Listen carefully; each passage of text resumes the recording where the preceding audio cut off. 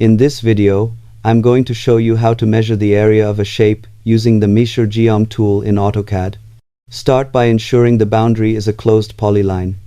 If necessary, select the objects and use the join command to combine them into a single polyline.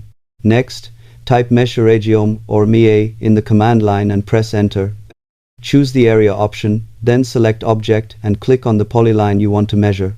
AutoCAD will instantly calculate and display the area in the command line.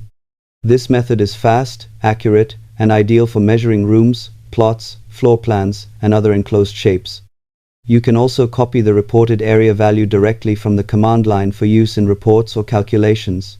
Using closed polylines ensures the most reliable and accurate area measurements.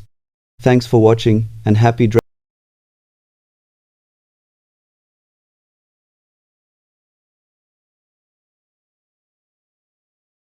drafting in AutoCAD.